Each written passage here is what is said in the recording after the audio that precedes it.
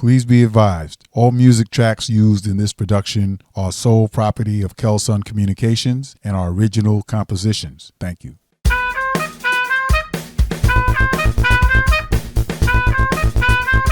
To everyone tuning in, welcome. This is Silas, your e-journalism social work advocate. You're listening to the Kelsunn-on-the-Air Social Work Podcast, the program that promotes, celebrates, uplifts, and highlights the social work profession. This podcast aims to educate the general public to the vital contributions professional social workers make in every aspect of society, every day.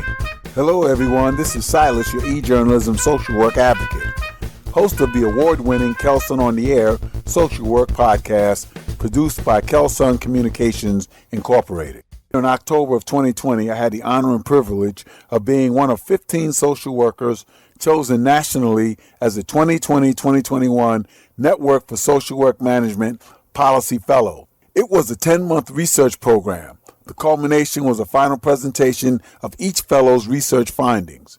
The series is entitled Raise the Wage, the Case for Equitable Pay for Social Workers and Other Human Service Professionals. Hello, everyone, and welcome again. This is the special I'm doing for promoting the social work profession. Today, it is my distinct pleasure to have with me a very dear and near colleague. I call her my mentor from afar. I've known her since my days at Adelphi. It's my honor to introduce Dr. Lois Stein, formerly one of the deans at the School of Social Work at Adelphi University, and also the founder and the originator of the program, the new program at the LIU Brentwood campus. The first DSW class was started under her tutelage and under her direction. So glad to have you with us. Welcome, Dr. Stein. Thank you, Silas. So while you were at LIU Brentwood, you started a program, really exciting program, and you started taking the whole concept of a career in social work into the high schools. So tell our audience a little bit about the program that you developed at LIU Brentwood, and how it came about and what was the motivating factor behind it. So what we did was to offer an introduction to social work course as an elective to high school seniors and some juniors at the Brentwood High School. It happened that one of the board members, who is a social worker, and the superintendent embraced the whole concept because they're looking at encouraging their students to go on to further education after high school. Mm-hmm. And this to them meant a good entree into either a community college admission or a four-year college admission, mm-hmm, with a major in social work. At the same time, LIU offers what they call a scholars program, which is offering college level credits to high school students. And that's been around for a long time. Most of the courses that are offered are psychology or economics or Spanish level. And for that, the students get 3 credits that they can transfer to college. But we had never offered any of the social work courses. And since we already had a very adaptable, appropriate curriculum in our introduction to social work, we said, let's move that into the high school. And it was very well received because it was something that students hadn't been offered before as an elective. Mm-hmm. Okay, well, thank you for giving us some insight into that. So when you started this program and you brought it to the students, what was their initial response? And then did the excitement and the interest build? How did they receive it initially? And then how did the program affect them and impact them going forward? So great question. And at first it took the guidance department, the guidance counselor directors, and some of the other faculty at the high school to bring it forward. And I worked with them to encourage them. In fact, the superintendent administration really wanted it to happen, so they felt a little bit of pressure there. Mm-hmm. I went in a few times to assemblies and met with the students to talk about what the curriculum looked like. They were going to be learning about advocacy. They were going to be learning a little bit about social work practice, both on a micro level, working with individuals and families, and on a macro level, working with more policy and organization. I met with students directly, and I also embraced a social studies teacher who had a very strong passion for social work, having used the profession in her own family life for various things. So she could relate, although she was not a social worker. And she helped to recruit students. So although at first it didn't look like we really knew what the students' reaction was going to be, they ended up enrolling. First year, we ended up with one class. The second year, we needed to break into 2 classes because the numbers increased. Wow. So it definitely showed there was a core of students that were interested. Okay. All right. So now, in your opinion, what needs to be done in the profession to keep those students motivated to stay in the profession? Because you did share a story with me when we previously talked about this, about the student that sat in class and asked, even though this seems like a great profession to go into, can you make a living and support a family? So what needs to be done to keep them motivated and have them to go all the way up to the MSW, possibly DSW and PhD as a profession, in your opinion? Well, there's a lot of facets to it. And I think, like everything else, high school students are pretty astute and very insightful. They're thinking way beyond their years. Yes. That's right. They asked about the salary. They asked about social work as a practice, whether or not it could support themselves financially. But they also asked how they could keep their emotional connections in check. Can you really, sort of work with people in need and not feel brought down or dragged along? So to me, that was very insightful. And I think it's hard to just answer these questions, but rather they need to have hands-on experience. So the more projects that we can facilitate for the students to get involved in that would give them that experience and show them, oh, I can do this. Oh, this doesn't make me feel sad. This makes me feel encouraged and rewarded. And it's the same thing that social workers feel all the time. It's not an easy profession, but yet there's so much responsibility and then reward for it that it sort of keeps you going. Absolutely. Absolutely. Now, I know you had mentioned that I think currently there are 2 schools that are participating in the program, if I'm correct. And at some point you were, I think if I remember correctly, you were having guest speakers also before COVID shut down everything.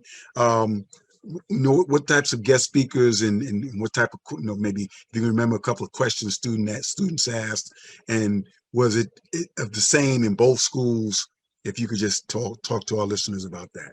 Yeah, so the content of the course and the curriculum is very specific. So we teach mental health issues, we teach child welfare, we teach adoption and foster care services. We teach advocacy and macro level administration and policy plan. So what we did was to invite speakers who worked in those areas of practice to come in and speak to the students. So we had a child welfare worker, somebody from Department of Social Services. We had somebody from CPS, Child Protective Services. We invited somebody from a mental health clinic to talk about mental health services, children, families, adults. We had somebody from hospice talk about end-of-life treatment. And so these social workers were able to bring real life experiences and examples. The students loved it. They loved being able to ask questions. And very often they themselves were part of some of those agency services. So if they had been adopted or knew the foster care system, their ears perked up, especially because to them, as a recipient of those services, they were hearing from the inside track what it involved to be able to, to work with somebody in the foster care system, or to be able to work with somebody diagnosed with bipolar, or to work with families who had somebody in hospice and what loss means. So those real life experiences had a lot of, impact. One of the presenters happened to have made a really big impression. She herself in high school had a baby and was part of a teen maternal pregnancy program. And it was this particular high school that she even attended. So she knew a lot of the players. So some of the students in the class, again, were especially interested because they could really relate to her. Yes. Their friends had been through similar experiences. And here she was now as an undergraduate BSW student with a whole nother perspective on providing services and what education towards a social work degree meant. She shed a lot of light for them. And I think that encouraged them also to know this is a path I can take. Yes, that's very, very good that you mentioned that, because one of the things that's becoming really prominent in social work today in promoting the profession is, being a good storyteller, telling a story that resonates with the audience. And so the fact that you're telling this story about a social worker who came into the class to speak to the students who sat in that same seat and went through some challenging times and got help from a social worker, that's becoming huge in the profession. And I think that can only really highlight to a greater degree, what the powerful impact that social workers can have on the lives of individuals. The other thing that I'd like you to address is, going forward, the concept of having some of the CEOs and executive directors that are social workers of local agencies, going into the classrooms and talking to the students so that they could see, well, you could start as entry level, but in social work, you could wind up here. What do you think that would do for the motivational factors for students who are kind of considering a career in social work, but not really sure if they were to see somebody that's a successful CEO? How do you think that would impact their decision? Well, I think it has multifacets. The first is, I don't know if high school students are really prepared or ready to make a commitment to social work practice. So they're still sort of playing the field in a way. I'm thinking business because I know I could do well. I'm thinking medicine because I am interested in, the medical field and science. I'm thinking social work because I am passionate about helping people, and that sort of folds it all together. So I think one thing it does is it sees that social work is not a pure one-size-fits-all profession. It really has a much broader picture. And so you can incorporate leadership skills. You can incorporate management and agency administration into the field. Yes. And they can hear that from social workers who are CEOs and who have taken it to that level. And I think the other piece is it would be terrific for the CEOs to sort of get back to their roots and say, I was a high school student too, and where was my head when I chose?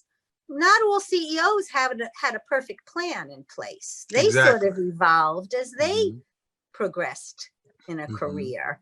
And I think that helps to see, the fluidity of it and the flexibility of social work practice. Yes, you start entry level, but that doesn't always describe where you're going to end up. Yes, great point. And then the last point I'd like you to address before we wrap up is how has the program fared since the onset of the pandemic and the shutdown of everything and the distance learning? Has that had a really powerful impact on slowing the progress of the program, in your opinion? Well, I don't want to call it slowing the progress. I think it has transformed it a bit and it's changed it up a bit. But kudos to the high schools, they've trudged on. Those who are remote, those who are hybrid, just in general, teachers are committed to teaching their courses. And so this is a very structured program in that all students get their 3 credits when they finish. They pay a tuition fee. And some of the schools now have set up scholarships for some of the students if they can't afford that tuition. So that's another point, you know, that shows the commitment that high schools have. So I would say it's fared terrifically in the sense that the classes are still going on. The fabulous dynamics and the material are still being taught. And students are really benefiting. And when the year is up, they will get those 3 credits that they can transfer to college. And hopefully, when the pandemic is over, we will have learned a lot of lessons and we'll be back in the classroom and doing that much more in the way of hands-on. That's wonderful, wonderful. And the 2 schools that are currently participating in this program at this particular point, you mentioned were Brentwood Public School District and Great Neck. Okay. And we have those courses running. Okay.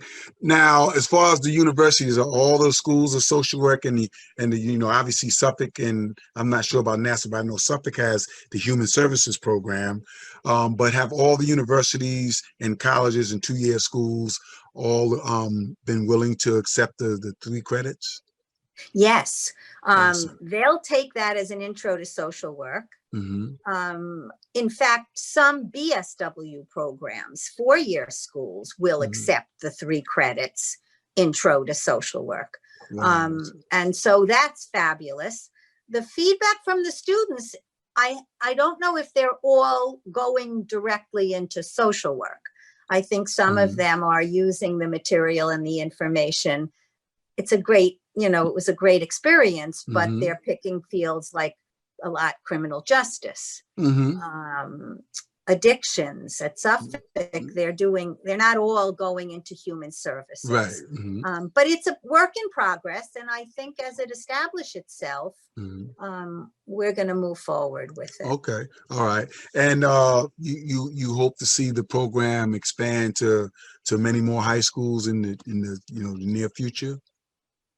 Definitely. And in fact, we're exploring offering the course maybe as a short, you know, interim, or even as a meeting of a club kind of thing, not as a credit bearing course, but rather just as an outside learning experience. Okay. So this way they won't necessarily get the 3 credits. They don't pay the tuition, but they'll be exposed to the concepts and theories of social work. Okay. Okay. Well, I think it's a really great program. And I remember years ago when you had first mentioned the idea, and I thought it was great. I'm glad to see that it's taken off and developed such a strong following. I think it's great for the profession. So, you know, kudos to you for getting it started. And we hope to continue to highlight, you know, how it's going, your connection with it, and helping you in any way we can to move it forward, because I think it's great for the profession that we plant those seeds early. And like you said, even if they don't choose social work today, you know, that seed will always be there, and it may sprout at some other time in their career. So I think it's a great program that you started. So thank you for that.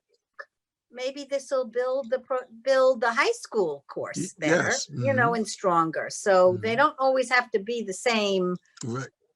Direction or the same purpose. Right. And you know, and possibly, you know, a clip or 2, you know, from this project, you know, 15 minutes, maybe, you know, a 3-minute clip, you know, and show it to the high school. So, hey, these are all these prominent professional social workers that are doing big things in the industry, in the field, and they're here talking about the importance of social work. So I think that really is what I'm hoping that will be able to take place as well, that showing pieces of it to some of the high schools as a recruitment tool too. Yes. You know? Well, that's my next goal, is to try to figure out a way to bring it more in a broader field, because when you first bring it up, you have to, you know, the educators don't really want to embrace it.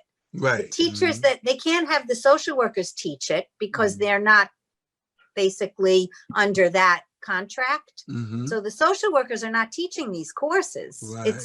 It's the social studies teachers, or an English teacher. Right. And they need a lot of direction, but that's the only ones you can convince. You have to convince. Yes, exactly. To be able to push it. So I've been calling around, but I think going forward, there's no reason why we can offer psychology, sociology, economics, and biology and get college credits and not social work. Exactly. I agree. So we're trying to raise the standard. Thank you. Well, and then we'll take it on the road. Yeah, absolutely. Thank you so much. All right. Thank you so much. You're the best. You're welcome. Thank you. Take care, Silas. Have a good night. Takes the best to know the best. This is Silas, your e-journalism social work advocate and host of the show. You've been listening to the Kelsunn-on-the-Air Social Work Podcast. This and all other programs are available on the Apple iTunes, Spotify, and Anchor podcast platforms. Go to any search engine and type in Kelsunn-on-the-Air in the search window to hear this show in its entirety. Thank you for tuning in. This has been a Kelsunn Communications production.